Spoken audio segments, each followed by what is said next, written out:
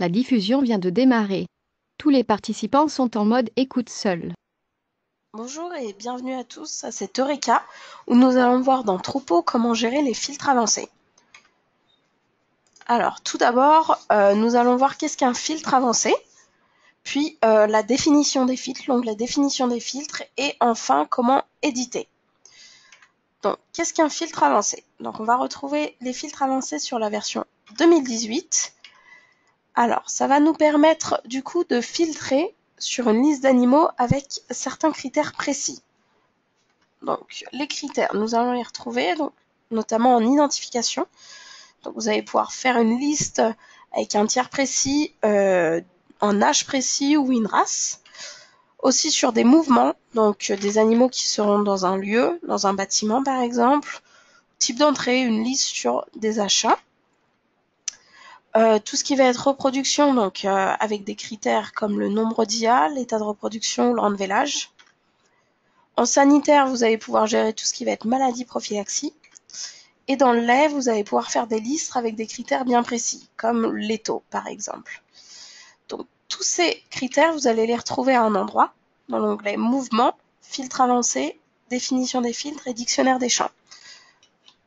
On va regarder ça dans le logiciel, donc dans l'onglet Mouvement, Filtre avancé, Définition des filtres, Dictionnaire des champs.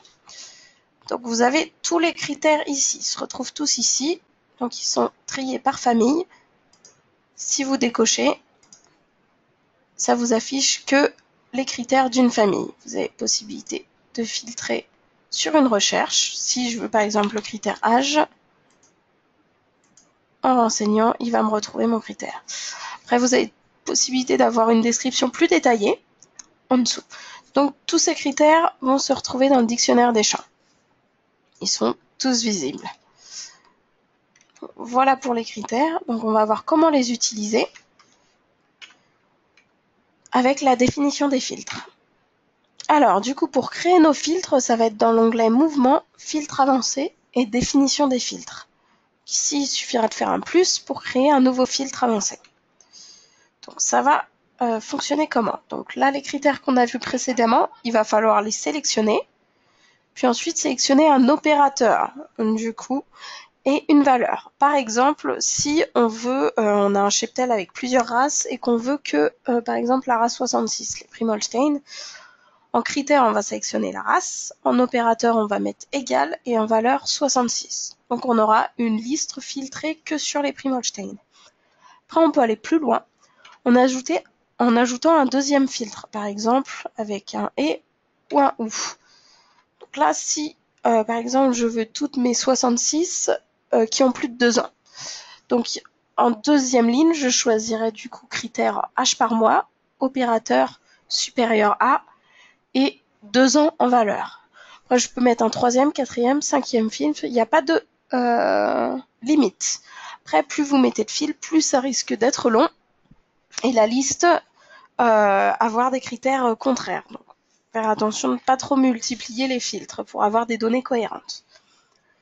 Donc, on va regarder ça en pratique. Donc, c'est dans l'onglet Mouvement, Filtre avancé, Définition des filtres. Par défaut, j'en ai déjà deux de créer qui vont pouvoir vous servir pour exemple. Donc là, il suffit de faire le plus. Donc, je vais créer par exemple toutes mes à 66 qui ont plus de 2 ans. Donc là, pour que ça soit plus clair, vous pouvez écrire un descriptif supérieur à 2 ans. Voilà. Donc là, dans ma formule, donc je vais choisir ma race. C'est ce qui m'intéresse. Ma race est égale à 66. Donc voilà, là j'ai déjà une liste simple. Il va me chercher toutes mes Primolstein. Donc je veux mes Primolstein mais qui ont plus de 2 ans. Donc là il suffit de faire le plus de nouveau, de sélectionner le critère qui nous correspond. Donc là je veux additionner, donc je fais le et je vais aller chercher du coup l'âge en mois.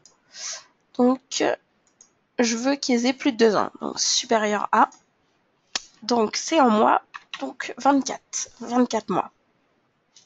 Donc une fois que j'ai ce qui m'intéresse, donc je peux enregistrer.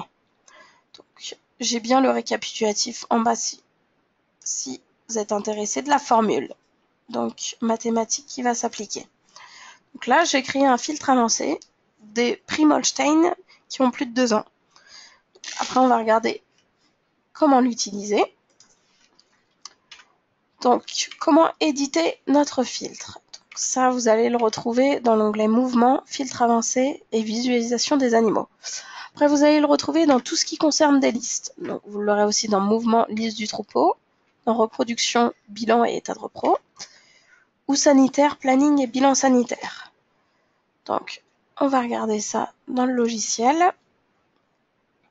Donc, vous allez retrouver dans la visualisation des animaux, tout en bas, les filtres.